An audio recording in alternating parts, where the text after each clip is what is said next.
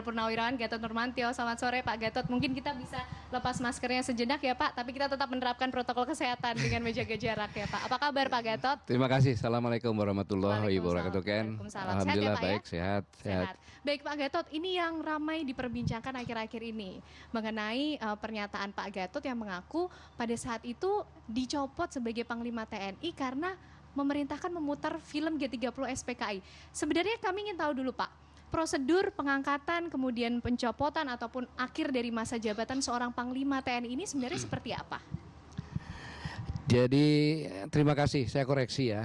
Saya tidak pernah mengatakan saya dicopot gara-gara mereka nonton, tapi itu adalah persepsi publik.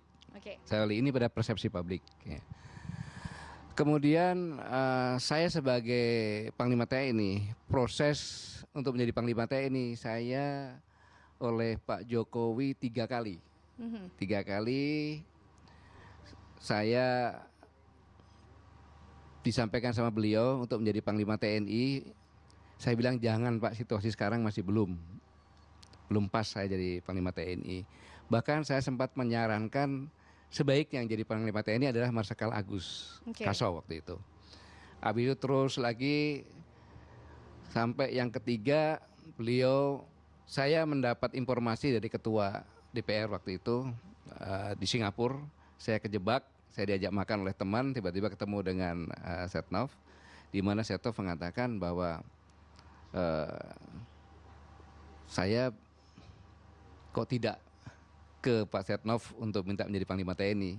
Karena saya prosedur pengangkatan itu juga melalui DPR ya Pak pada saat itu juga biasanya prosedurnya. Kan gitu, saya yang lain, kalau saya tidak, sebenarnya saya sampaikan bahwa saya tidak keinginan menjadi Panglima TNI, saya bilang gitu.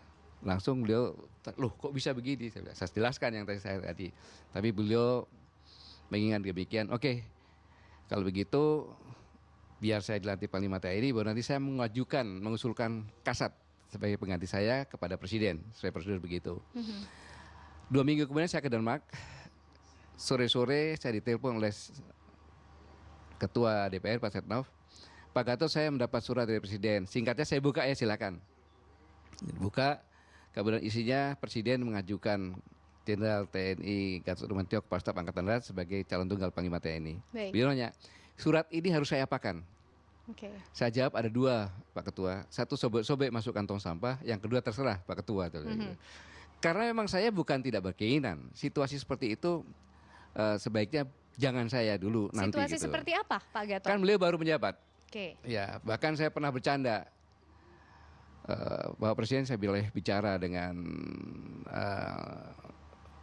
bebas, saya bilang bahwa Presiden kan Presiden tapi tidak megang DPR, tidak megang kepolisian, tidak megang kejaksaan, bahkan tidak megang TNI, hanya pegang Kasat, saya bilang gitu. Nah itu situasi seperti itu, karena kita tahu, sama-sama tahu begitu beliau jadi Presiden kan beliau hanya didukung oleh rakyat. DPR beliau tidak punya partai kan gitu. Nah ini saya diangkat, kemudian kapan saya harus turun tergantung Presiden. Jadi tidak ada ketentuannya. Saya diangkat hari ini, besok diberhentikan Presiden pun boleh, itu hak prerogatif Presiden. Ya gitu. Jadi kapanpun boleh. Sebelum pensiun nggak ada masalah. Makanya saya tidak pernah mengatakan bahwa saya dicopot, saya diberhentikan. Tapi Pak Gatot, bagaimana dengan pernyataan Pak Gatot yang pada saat itu menyatakan ada sahabat dari salah satu partai politik yang mengatakan hati-hati ketika memutar film G30 SPK ini akan menjadi ancaman bisa dicopot dari jabatan sebagai Panglima TNI? Bukan hati-hati. Jadi saya sudah merintahkan. Sahabat tersebut ketemu sama saya, Pak Gatot, hentikan. Kalau tidak, saya tidak bisa jamin bisa dicopot. Itu sahabat saya mengingatkan seperti itu. Peringatan sahabat saya itulah yang meyakinkan saya bahwa itu harus terus gitu. Jadi saya ulangi, saya dicopot bukan karena itu. Bisa saja terjadi seperti itu kan. Tetapi saya tidak pernah mengatakan saya dicopot berdasarkan itu. Apa pertimbangannya pada saat itu? Pertimbangannya backgroundnya apa Pak? Background yang menjadikan sehingga sahabat Pak Gatot itu menyatakan bahwa ini menjadi sebuah peringatan, harus hati-hati, atau ketika memutar ini bisa menjadi sebuah ancaman, bisa dicopot dari jabatan? Beliau senior di PDI, ya kan? Mungkin beliau mengetahui atau apa saya tidak tahu, tetapi beliau karena sahabat dengan saya, mungkin sayang dengan saya, menyampaikan hal tersebut gitu. Gitu ya. Jadi menyampaikan, Pak Gatot, hentikan saja ini. Kalau tidak, saya tidak jamin Pak Gatot bisa dicopot. Gitu. Pertemuan itu pada saat itu di mana Pak terjadi dengan sahabat Pak Gatot pada saat menyampaikan hal itu? Saya pada saat itu intens, ya kadang-kadang ngopi, kadang-kadang biasa. Jadi bukan pertemuan yang resmi gitu, Bu. Gitu.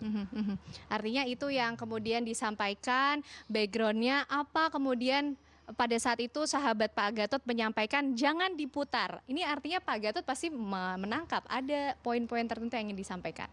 Jadi meyakinkan saya gitu, bahwa neokomunis itu ada, begitu. Karena memang saya mengamati cukup lama. Puncaknya pada tahun 2008 itu pelajaran sejarah tentang G30 SPKI sudah tidak ada di semua sekolah.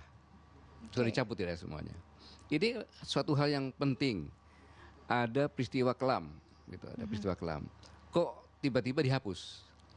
Tidak mau gitu pasti tangan-tangan kan. Ada tangan-tangan kuat yang sampai bisa menghapus itu. Nah kemudian saya tergelitik juga anaknya salah satu staf saya, seorang jenderal, dia kuliah di Universitas Indonesia, itu bertanya kepada orang tuanya, Pak, Aidi itu siapa? Bayangin, dari situ hasil survei pun 90% lebih pemuda-pemuda kita menyatakan bahwa tidak percaya ada PKI. Karena memang mereka tidak belajar sejarah, kan gitu. Nah dari kondisi seperti ini, sebenarnya nyetel film G30 PKI itu adalah untuk prajurit saya fokusnya. Karena prajurit saya kan muda-muda, bisa aja mereka tidak tahu tentang sejarah kelam tersebut.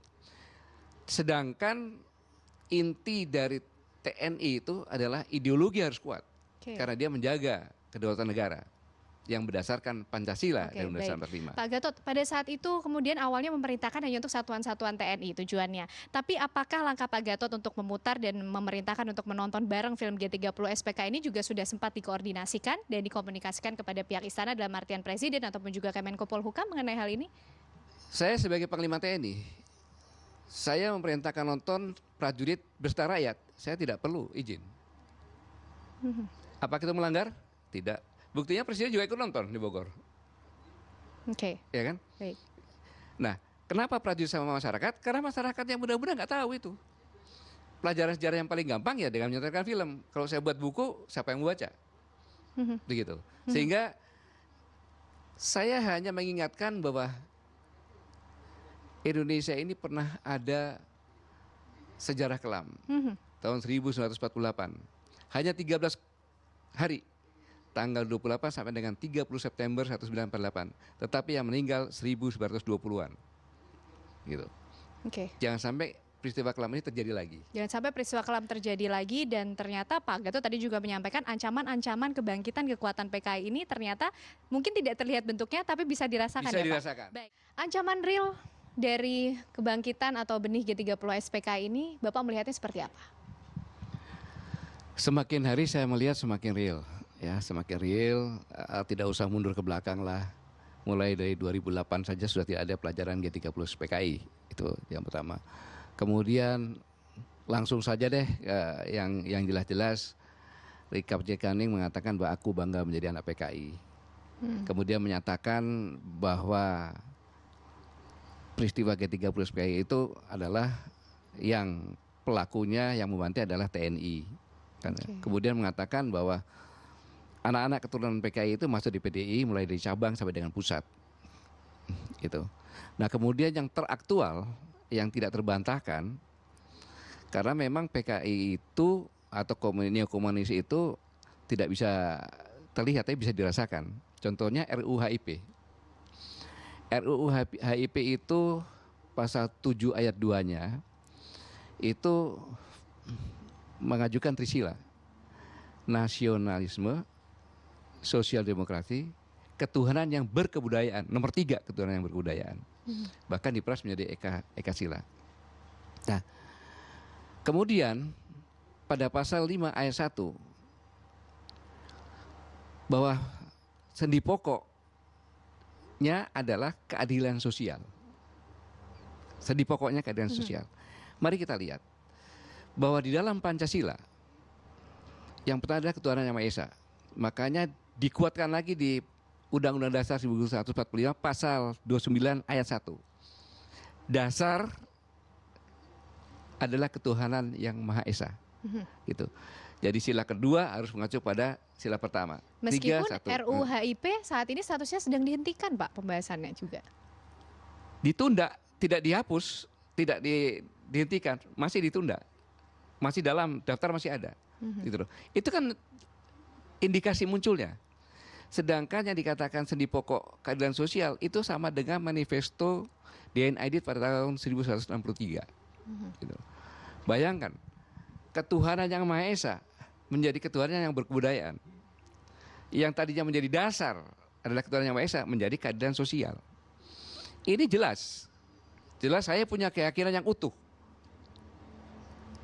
Kemudian ingat, TAP MPRS nomor 25 tahun 1966 tidak masukkan dalam dasar. Tidak ada dalam RUU HIP yang melarangan organisasi komunisme dan Leninisme, Marxisme. Kan gitu. Nah, inilah upaya menghapus TAP MPR tidak bisa diganti dengan RUU. Pancasila itu ada dalam pembukaan Undang Dasar 1945. Tempat yang paling sakral di negara kesatuan Republik Indonesia. Itu dirubah.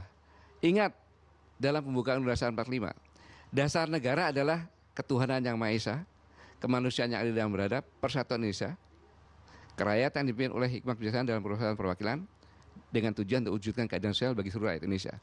Apabila dasar negara ini dihapus, kan katakan dasar negara Republik Indonesia adalah ini kan, kalau dihapus, Indonesia masih ada nggak? Jadi kalau rumah ini fondamentnya akan diambil, dirobohkan nggak? Jadi akan merobohkan. Nah, saya pernah bersumpah pada tahun 1982. Sumpahnya itu, bersediakah saudara-saudara disumpah? Bersedia. Dengan cara agama Islam. Di atas Al-Quran loh. Dan itu bukan saya. Semua ABRI sebelum tahun 2002, sebelum Undang-Undang TNI. Jadi kayak katakan ABRI, semua Kapolda saya yakin. Semua Kapolda, semua yang Kombes, ya, kemudian termasuk Kapolri, dan seluruh prajurit TNI sekarang ini pernah bersumpah. Sumpahnya? Demi Allah saya bersumpah akan setia kepada negara kesatuan Republik Indonesia yang berdasarkan Pancasila dan Undang-Undang Dasar 1945. Itu sumpahnya. Jadi kalau saya tidak bangkit, tidak mengoreksi ini, tidak menggunakan kami saya mencorongkan ini. Sedangkan sumpah itu bukan selama saya jadi tentara, selama sebagai manusia sampai saya meninggal. Nanti begitu saya meninggal, sumpah itu ditanyakan kan gitu. Apa yang terjadi kan gitu.